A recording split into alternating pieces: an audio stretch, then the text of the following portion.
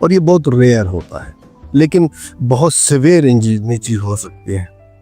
इसी तरह ये जब कभी कभार इस तरह बाहर की तो जिसे हम लैटरल डिसलोकेशन कहते हैं, तो आपने बताया एंटीरियर, पोस्टीरियर और लैटरल डिसलोकेशन। इस केस में इस मरीज को एंटीरियर डिसलोकेशन था। अब सवाल ये है कि डिसलोकेशन को कैसे तशखीस किया जाए। तो सबसे पहले आप मरीज की हिस्ट्री लेते हैं कि भाई क्या हुआ था, उस बाद उसकी एग्जामिनेशन करके आप देखेंगे कि मरीज अपना मुंह बंद नहीं कर सकता, खासकर एंटीरियर डिसलोकेशन में। और यहाँ भी ऐसे ही केस हुआ कि मरीज अपना मुंह बंद नहीं कर सकता और बोल नहीं सकता था, और जो भी उसे हिस्ट्री दी वो लिख गई थी। और उसके बाद हमने कोशिश किया उसको कोरिलेट करने की, तो हम उसको थिएटर में लेकर गए।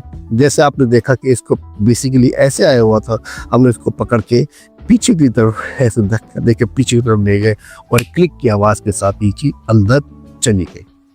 तो टीएम डिसलोकेशन या जॉ डिसलोकेशन एक बहुत कॉमन इंजरी है, खासकर एंटीरियर, जो मैंने आपको आगे की तरफ हो, पोस्टीरियर और लैटरल बहुत कम होती है। और इस केस में इस मरीज को भी एंटीरियर था और अल्हम्दुलिल्लाह ये पेशेंट अब ठीक हो गया।